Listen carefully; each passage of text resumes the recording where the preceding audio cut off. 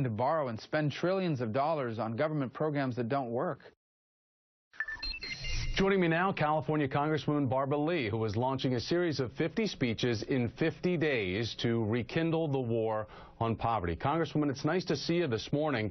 And let's just talk about what we expect to see this afternoon, because we know that both Marco Rubio and Eric Cantor will be giving speeches on poverty, Cantor focusing on education, Rubio expected to denounce the Great Society programs as a failure. So ultimately, the right has a very different perspective and point of view on these safety net programs. Instead of seeing them as lifelines or nets that they are, Republicans would rather paint them as nests or breeding grounds for laziness. So how do you find a solution when the two sides fundamentally view what these programs really mean in different ways?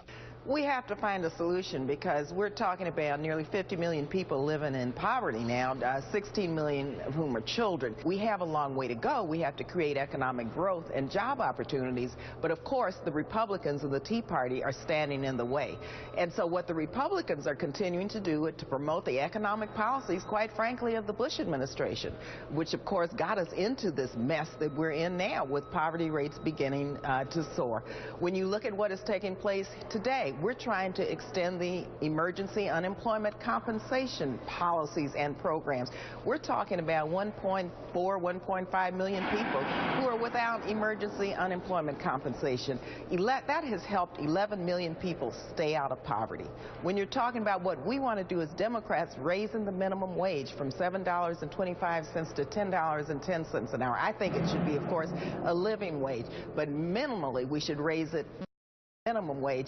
That will create at least over 1 million people who will be lifted out of poverty. And so what they're doing is going back to the same old economic policies of the Bush administration that got us in this mess in the beginning. When you talk about this, though, I mean, and you're hitting this on a lot of different fronts when you take on the conversation about what it means to be impoverished in this country. I do want to remind people that you were once on food stamps. You've spoken powerfully about that time in your life, but this divide is no more evident than this issue of the unemployment benefits that you spoke of that's now being debated in the Senate.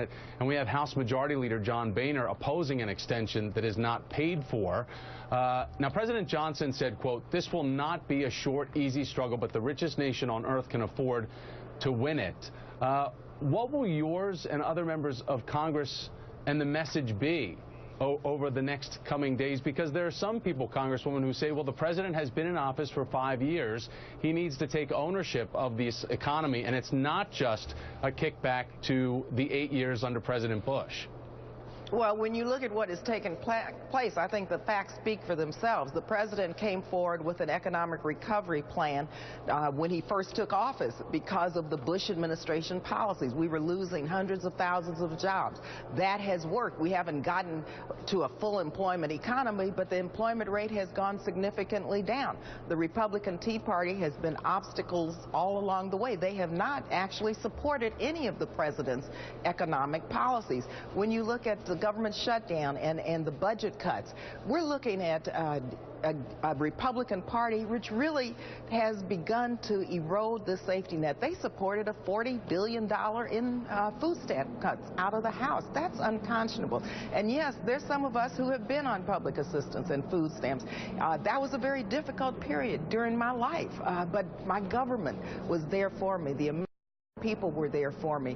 We need to be there for the American people and make sure that income inequality does not continue to grow, and that we lift people out of poverty into the middle class, and that we make sure that the middle class do not fall into the ranks of the poor.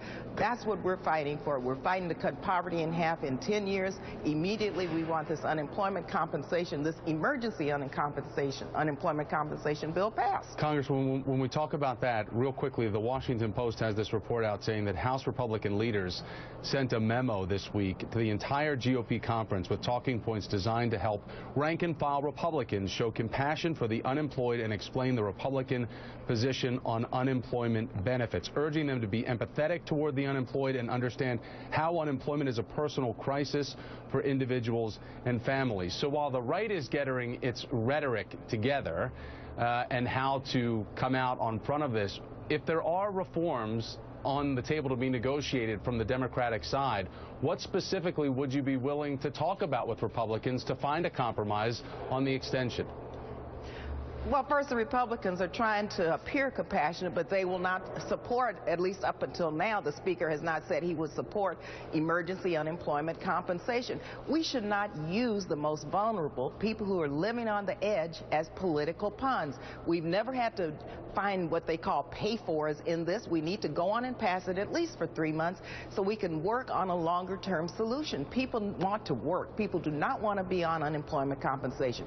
And so while they're talking about being compassionate and caring about people who need this unemployment compensation, they need to vote for it, and they need to vote for it right away so people can get on with trying to find a job and turning their lives around. Action speaks louder than words. Congresswoman Absolutely. Barbara Lee, thanks for joining me. I appreciate you making time for me. My pleasure. So how would you like to drive through